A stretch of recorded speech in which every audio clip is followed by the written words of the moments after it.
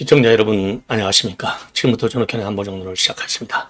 자, 이 국민의힘이 말이죠. 그동안에도 정말 투쟁할 줄도 모르고 이런 정당이 과연 존재 의미가 있느냐. 그래서 이 원로들 사이에서마저도 국민의힘은 해체되는 게 차라리 낫다. 이런 주장이 끊이지 않았어요. 그래서 제가 어젯밤에도 말이죠.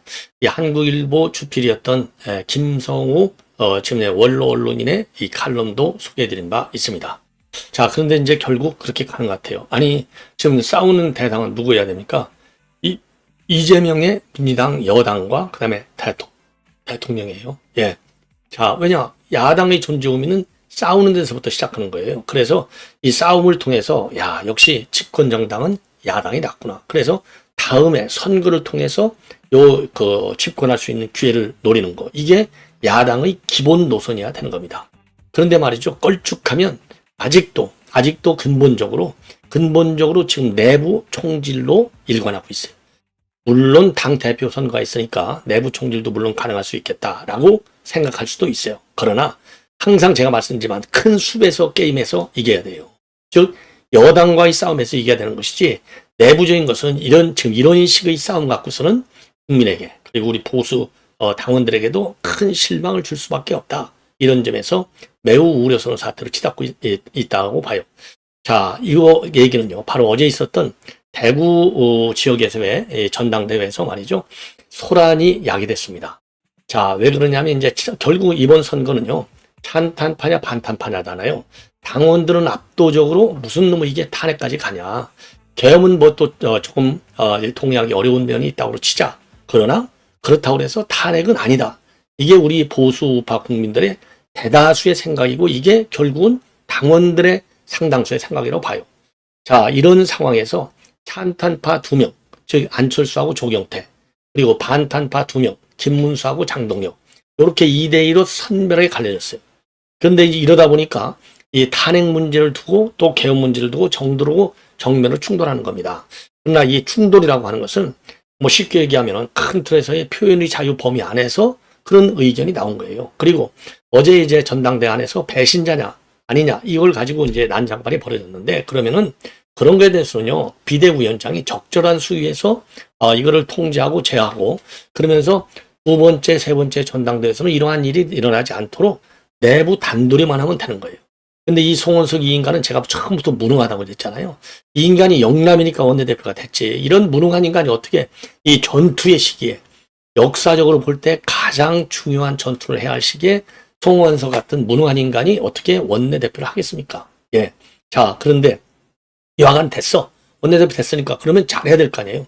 이 인간이 처음에도요, 이 전환길 뉴스의 전환길 대표가 당원에 가입했다. 그러니까 나 몰랐는데, 그거야 뭐 당원 정상적으로 가입했으면 그걸 어찌하오리까? 라고 했는데, 나중에 뭐 전환길, 지금 내 대표를 또 미워하는 당원들도 좀 있잖아요. 그리고 당내에서도 또 있고, 그러니까 거기에 밀려갖고, 이거 그러면 절차를 진행하겠어. 그래서 당원 자격, 당원 가입을 박탈시킬 것처럼 또 발언했어요. 이게 벌써 왔다 갔다 한 번 했잖아요. 근데 이게 이제 문제가 뭐냐. 어제 대구시당에서 있었던 요 소란을 가지고 전환길 대표를 갖다가 즉각적으로 윤리위원회에 회부해서 빨리 결론을 내달라. 이렇게 얘기를 한 거예요. 그러니까 그러지 않아도 지금 불이 나 있는데 불이 더 커지려고 하는데 여기에 기름을 부었어요.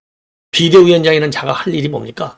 키울 싸움은 키워야지. 어떤 싸움? 여권과의 싸움은 키워야 되는 것이고 내부 집안 싸움으로 보여질 수 있는 대목은 가급적이면 줄여갖고 내부적으로 조용하게 해결하는 방향을 해야 되는데 여기에 기름을 부어버린 거예요. 그러니까 상당수 당원들 아까 말씀드렸잖아요. 상당수 당원들은 탄핵에 반대합니다. 그러니까 지금 이제 당이 이게 뭐냐 이거 봉숭아땅 맛도 못한 정당이 아니냐 이런 비판이 제기되지 않을 수 없는 겁니다. 예. 자, 그래서 어젯밤에 그것도 말이죠. 심야 지시를 냈고 오늘 아침에 비대위 회의를 열어서 전격적으로 그렇게 결정을 했습니다. 그러니까 그러지 않아도 지금 TK 지역에서는요. 우리 정당, 그렇죠. 국민의힘의 지지율이 푹푹 빠지고 있는데 지금 이런 식으로 더군다나 보수의 심장이라고 하는 자, 그러다 보니까 지금 이제 배신자라고 한 게 뭐 그렇게 잘못됐느냐? 유니스 같은 인간을 봐라. 이 무능한 유니스 같은 인간. 예. 이거 김용호고 황교안 작품 아니에요. 이런 인간이 지금 전환길 대표에 대해서 뭐라고 그랬느냐? 스탈린이다, 히틀러다까지 비판했잖아. 그러면 전환길 대표에서 스탈린이다, 히틀러라고 한 윤희숙에 대해서도 요 송원성이를 비판하고 견제를 했어야 될 거 아니에요. 예, 징계를 했어야 될 거 아니야. 왜 전환길만 징계하냐 이거예요. 응? 그리고 김근식이는 어제 그 자리에서 제가 어제 다 틀어줬잖아요. 김근식이 발언도 심장병에 걸렸다 그랬잖아요. 심장병에 걸렸다. 아니 대구가 무슨 심장병에 걸려요?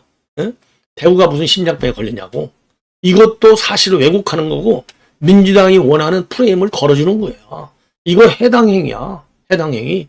이런 그러니까 공정하고 공정한 이 처리에 있어서도 기준이 3중 4중의 기준 잣대를 들이대는 게 송원성인 겁니다. 그러니까 지금 당원들은 더 불복을 끓고 있는 거예요.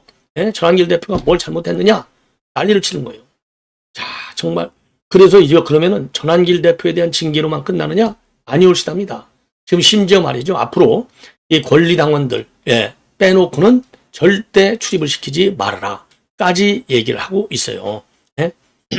선가령하고 중앙당 시도당에서는 전당대회가 원활하게 이루어질수록 유익해주고 여기에 말이죠. 그러니까 이제 이 권리당원이 아닌 사람들은 못 들어오게 하라는 거예요. 아니 당원들 잔치가 돼야 할 전당대회에 권리당원만 들어오게 하라. 이런 놈의 법이 도대체 어디가 있냐는 겁니다. 예, 어디가 있냐? 기가 막히지 않아요. 예, 자 그래서 지금 이제 그러면 대구 지역에서 어느 정도나 지금 여러분들 지금 빠지고 있느냐? 자 이거 보십시오. 5월 첫째 주에 국민의힘하고 민주당하고 2배 이상의 차이가 났어요. 이게 계속 빠져갖고 지난주에 이게 목요일 날 나왔던 NBS 기준입니다. 23% 빠졌어요. 예, 그리고 민주당은 지금 어느 정도나 치고 올라가고 있느냐? 37%로 14%나 압도하고 있어요. 30% 국민의힘이 압도하다가 지금은 이제 14%로 뒤지고 있어요. 그러니까 정확하게 얘기하면 44%가 싹 돌아선 거예요. 예. 자, 이래서 말이죠. 이러다 보니까 우리 이제 김문수 후보 이게 도대체 말이나 되느냐? 예. 그래서 즉각적으로 반박하는 입장문을 내놓고 있습니다. 자, 비전을 제시해야 할 전당대회가 서로를 비방하는 난장으로 변했다. 내부 인사를 주적으로 삼아 총구를 켜놓으셔야 되겠느냐. 어제 당이 일부 인사에게만 경고 조치를 내는 것은 명백히 미흡했다. 균형 잡힌 대응이 없다면 분란과 갈등은 돌이킬 수 없을 만큼 커질 것이다.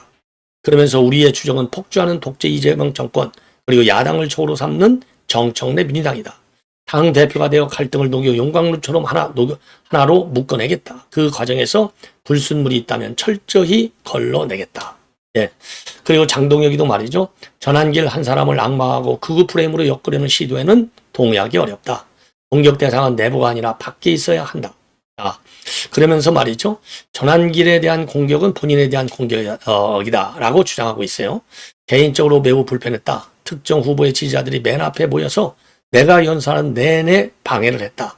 안철수처럼 그런 고약한 극우라는 프레임으로 나까지 엮어서 내부 총질을 하면서 전당대회를 치르는 태도는 용서하기 어렵다. 이렇게 입장을 밝힌 겁니다. 여러분들 뭐 충분히 공감을 하죠. 예. 자, 그리고 이제 조경태, 안철수 이런 사람들은요, 출당시키고 제명해야 된다. 이렇게까지 전환길 대표를 악마화하고 있어요. 여기에 말이죠.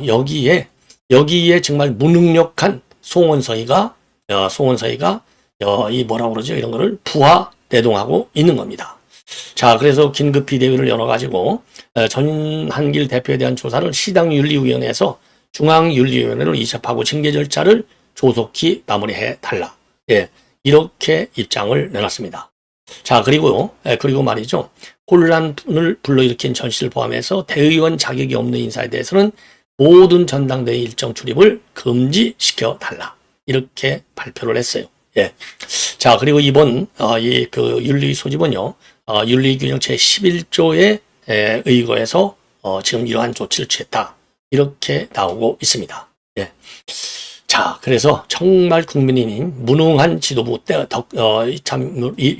무능한 지도부로 인해서 걷잡을 수 없이 사태가 악화되고 있는 것이 아닌가 하는 우려를 하지 않을 수 없고요. 여러분들 신생 이제 보수 매체로 지금 자리 잡고 있는 뉴델리에서 리서치 웰 여기에 의뢰를 해서 조사를 해봤어요. 지난 7일 날. 그랬더니 이거 이제 전 국민 대상인데 지금 이제 당 대표의 경우는 정말 이상한 결과가 나왔네요. 근데 이게 역선택의 결과인 것 같아요. 예, 20.9 조경태 1등이고요. 김문수가 19.6, 장동혁이가 18.9입니다. 그러니까 이게 불과 1% 차이로 지금 내가 3명이 경합을 하고 있고, 그리고 한참 뒤로 빠지는 안철수는 10.5%가 되겠습니다. 자, 이게 이제 가장 큰 차이인데, 지난 1일 날도 했어요. 뉴델리가. 거기에서는 조경태는 1.1% 상승, 김문수 0.1% 하락, 안철수 0.2% 상승입니다. 그런데 여기서 주목한 것은 장동희가 7.2%가 상승했어요. 예. 그리고 조경태는요, 서울하고 그 다음에 이 호남, 충청 PK 지역, 그리고 20대부터 70세 이상 연령층에서 두루 20% 지지를 받았고, 장동혁은 서울과 충청권하고 60대에서 선호도가 높았고요. 김문수는 TK에서 30%에 육박하는 지지율을 PK 지역하고, 그 다음에 30대 70세 이상의 연령층에서 20% 이상의 지지를 받았습니다. 예. 그리고 정치 성향별로 보면 조경태는 진보층에서 21.0%, 안철수는 진보층에서 15.2%, 그리고 진보층에서 김문수는 11.0%, 장동혁 9.4%입니다. 그리고 중도층을 보면 조경태가 26.3, 김문수가 16.7, 장동혁 14.9, 안철수 11.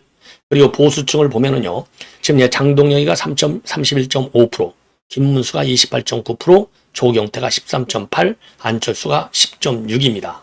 자, 그런데 이번에 이제 역선택을 방지해주면 결국 진보층 이런 데서는 못 들어오잖아요.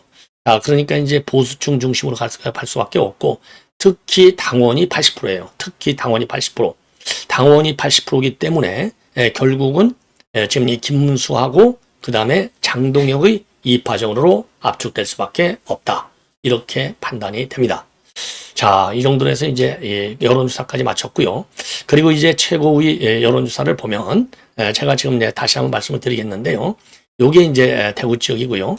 대표 여론조사를 보면은 지금 이제 조경태가 28.9, 그 다음에 김문수가 19.6, 그 다음에 장동희가 18.9 이렇게 되어 있지만, 보수층하고 중도층으로 본다면, 보수층하고 중도층을 본다면 지금 결국은 김문수하고 그 다음에 장동혁과의 싸움이 될 확률이 상당히 크고, 그 다음에 이제 최고위원들의 경우에는요, 최고위원들의 경우에는 지금 이제 1위가 지금 김민수가 15.9, 그 다음에 김근식이가 11.6, 그 다음에 김재원 그 다음에 신동희가 7.1, 그 다음에 김재원이가 6.5, 그리고 지금요, 그러니까 이제 이 김태우가 3.6이 되겠습니다. 예. 그리고 이제 양양자가 4.5인데요. 이거는 이제 전 국민 대상이고, 지금 여기도 당원이 80%거든요. 그러면은 당원이 80%이기 때문에, 지금 제가 제일 적극적으로 지지하는 제일 싸움을 잘하는 후보는 누구냐? 제가 그랬잖아요. 바로 김태우다. 이라고 얘기를 했지 않습니까? 자, 그래서, 결국 김민수 후보가 모든 지역에서 지금 앞서고 있어요.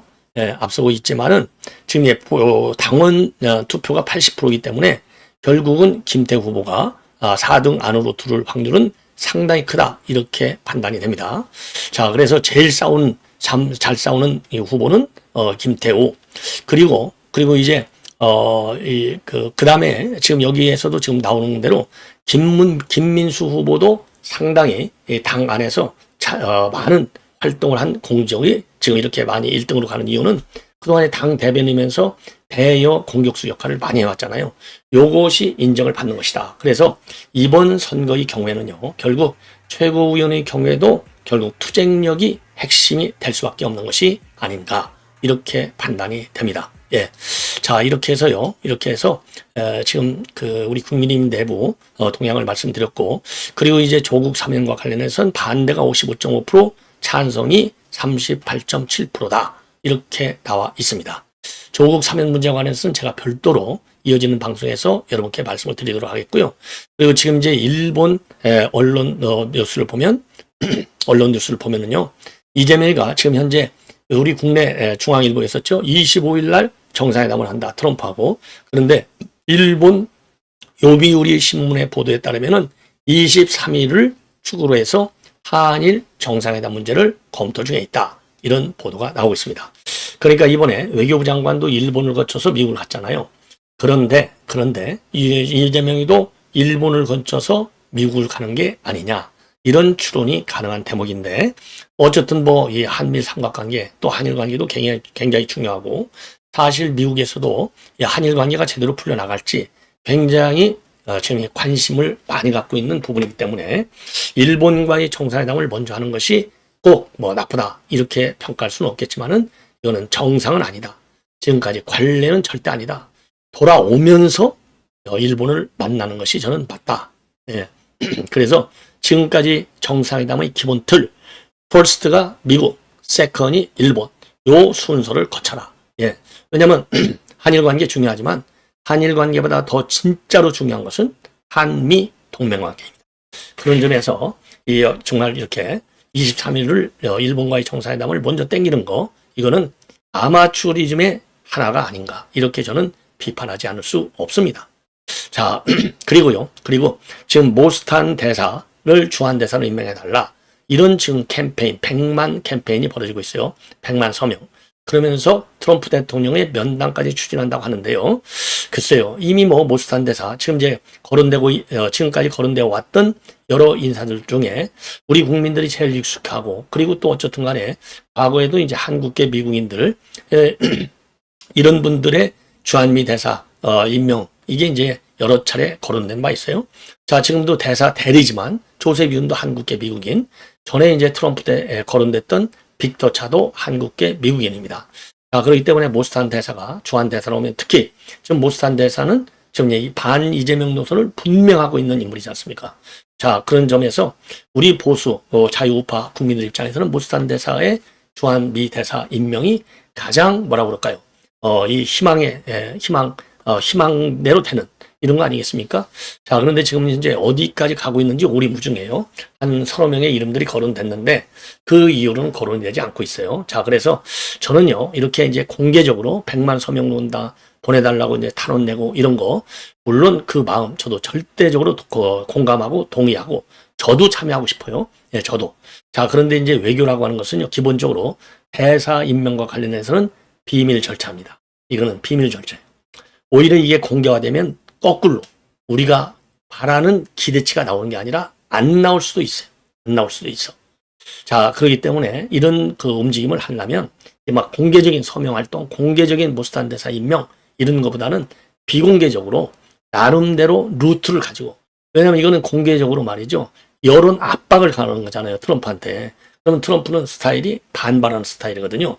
그런 점에서 볼 때 조용하고 내실 있게 트럼프 측근의 인맥을 이용해서, 네트워크를 이용해서 모스탄 대사가 최고 적임자다, 이 시기에 이렇게 전달하는 것이 훨씬 더 효과적이지 않을까. 예, 이렇게 생각이 들어요. 우리 이제 우파 시민단체에서도 아니 뭐 트럼프 대통령 집계 라인 그거 못 찾을 이유가 뭐가 있어요? 제가 종종 말씀드리는 김해창 총재, 예, 한미동맹재단 이사장, 예, 총재, 요 김해창 박사라든가 이분은 뭐 트럼프 재선 캠프에서 한국인 팀장으로 뛰었고 지금도 트럼프 대통령한테 편지를 보내고 또 답장도 오고 있잖아요. 예, 그 제가 아주 그 문서까지 다 여러분께 보여드리지 않습니까? 그래서 이런 저렇게 라인을 찾아가지고 모스탄 대사를 임명해달라 이렇게 요청을 정중하게 요청을 하는 것이 주한 미 대사라는요 트럼프 대신해서 와 있는 사람이에요. 그러니까 특명 전권 대사라고 하잖아요. 대통령이 특명이야, 가서 일 안 하는 게. 그리고 그 사람은 트럼프하고 똑같은 전권을 가지고 있는 거야. 그래서 대사는 특명 전권 대사예요, 어느 나라든지. 이게 이제 외교관계에 관한 비엔나 협약에 딱 나와 있는 겁니다. 예. 그래서 이런 공개적인 압박 방식보다는 내면적으로 조용하고 그리고 뭐라고 그럴까요? 효율성 있게 전달하는 것이 그 효과를 극대화하는 데 도움이 된다. 이런 말씀을 제가 드리고 싶습니다. 예.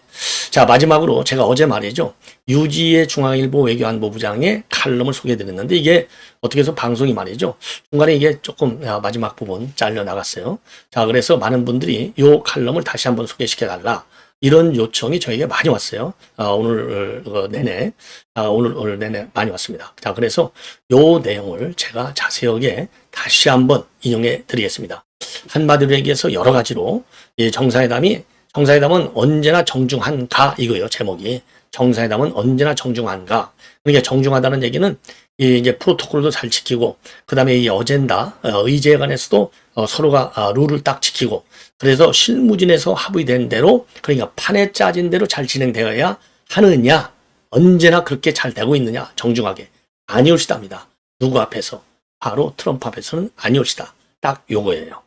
자, 그래서 왜 그러느냐? 자, 트럼프의 돌발적인 성격이 있다는 거예요. 그리고 과거에도 그런 사례가 있다.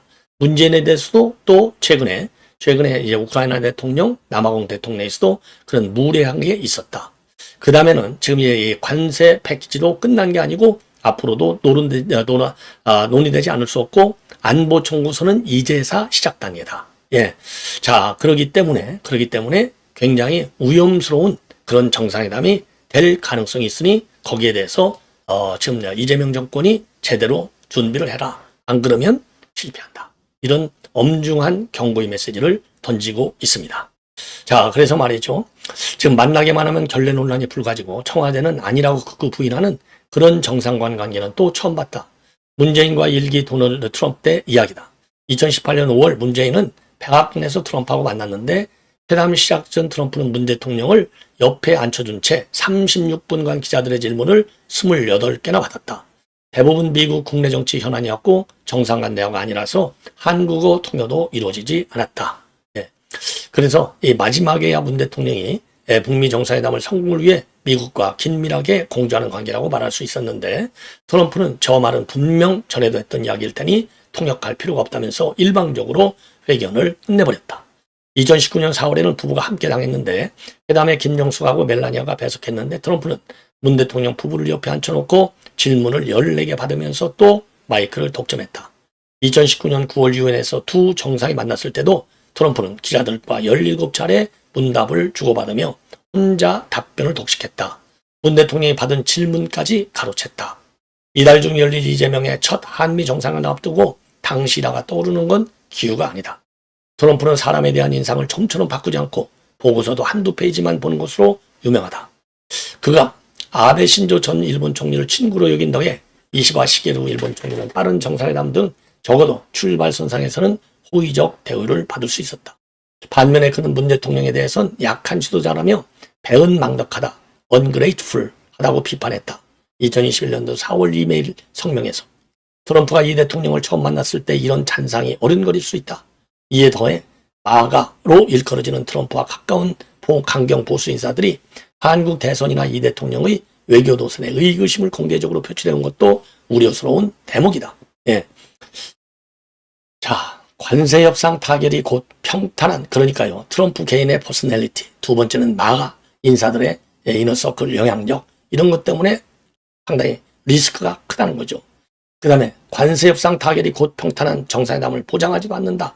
정부는 쌀과 쇠고기 추가 개방을 막은 걸 최대 성과로 내세우는데 미국은 한국이 미국산 쌀 등에 대한 역사적 시장 접근을 제공했다라고 하는 건 뒷맛이 깨끗하지 않다. 이게 캐롤라인 레빗 대변인의 말씀이잖아요. 성명했잖아요. 트럼프가 SNS에 정당회담 시 한국이 추가로 약속한 큰 액수의 투자 규모를 공개할 것이라고 예고한 것도 이게 평탄하지 않은 것을 증명하는 것이다. 특히 정부가 의도했던 통상안보 연계 패키지 딜 협상 전략이 전혀 먹혀들지 않으면서 안보 청구서는 이제 시작이다. 본래 우이성나이가 뭐라고 그랬어요? 우리는 통상안보 연계 요 패키지를 딜한다 그랬는데 미국에서 무슨 소리야? 떼어내. 결국 관세만 했잖아요. 관세만. 그래서 원스톱 쇼핑 딜. 이게 물 건너갔지 않습니까? 원스톱 쇼핑 딜. 이 원스톱 쇼핑 딜은 트럼프가 본인이 얘기한 건데도 지키지 않았어요. 왜? 미국에 손해보니까. 이게 마가 정책에 반하니까 안 한 거예요. 그 정도로 트럼프가 급변하고 있는 겁니다. 그래서 당장 미국이 제기해온 동맹의 현대화가 정상회담 테이블에 오르게 됐는데 이것은 중국의 위협 증강 등 변화한 현 안보 환경에 맞게 동맹 관계를 업그레이드하는 개념인데 주한미군의 역할이나 규모 변경을 수반할 가능성이 크다. 더 나아가 트럼프는 이 대통령에게 북한뿐 아니라 중국의 위협을 억제하기 위한 한미 동맹으로 거듭날 것이라는 직접적 질문을 할 수도 있다. 이게 이제 쉐대 얘기했기 때문에 그 자업자득의 문제 제기가 있을 수 있다는 겁니다. 20세기 중반 미국 정치 외교 분야의 거물이었던 에버럴 해리먼 전 미 국무차관은 이런 말을 남겼다. 정상급 회담은 언제나 정중하다. courteous. 그리고 욕설은 외교 장관들의 몫이다. 네임 콜링. 실무선에서는 치열하게 다투되 정상끼리는 서로 격을 갖추어 대화하는 정상회담의 필연적 속성을 짚은 말이다. 하지만 트럼프는 예외다. 이미 피해자가 속출한다. 생중계로 겁박당한 젤렌스키 우크라이나 대통령, 영상까지 동원한 가짜뉴스로 매복당한 시릴 라마포사 남아공 대통령이 대표적이다. 이 대통령이 다음 수사가 되지 말라는 법은 없다. 치밀하게 준비하지 못한다면 트럼프와의 정상회담은 전혀 정중하지 않을 수 있다. 마지막 이 한마디요. 이재명이가 다음 순서, 그러니까 이제 우크라이나, 그 다음에는 남아공, 그 다음에 이재명이가 되지 말라는 법이 없다. 치밀하게 준비하지 못한다면 트럼프와의 정상회담은 전혀 정중하지 않을 수 있다. 예, courteous. 그러니까 이제 의존적으로 본다면 이렇게 아까 지금 문재인이 철저하게 당한 것 얘기 벌써 제가 앞에서 드렸죠. 예, 자 그래서 상당히 위험한 리스키한 정상회담이 될 가능성이 있음을 강력히 지금 주의를 환기시키고 있고 경고의 메시지를 날리는 겁니다. 전적으로 동의하고요. 유지의 외교안보장, 저도 뭐 잘 아는 기자인데, 예, 제가 그동안에 논평한 거하고 생각이 완전히 똑같아요. 예, 자, 이 얘기는 결국 뭐냐? 선수들끼리는 통하는 거예요. 지금 어떤 위험이 있는지는 다 아는 거예요. 그래서 지금 정상회담을 앞두고 명비 어천가를 부를 때가 아니고 정상회담을 앞두고 주한미 대사관 앞에 가서 데모하고 시위할 때가 아니다. 조용히 정상회담의 성공을 위해서, 이재명을 위해서 뿐만 아니라 대한민국 국가 국민을 위해서 정상회담은 반드시 성공해야 돼요. 제가 또 얘기했잖아요. 통상적으로 정상회담은 절대로 실패할 수가 없다. 그만큼 치밀하게 양국주에서 준비하기 때문에. 그러나 트럼프는 다르다. 이 점을 명심해야 됩니다. 시청자 여러분, 이것으로 본 방송을 마치겠습니다. 대단히 고맙습니다.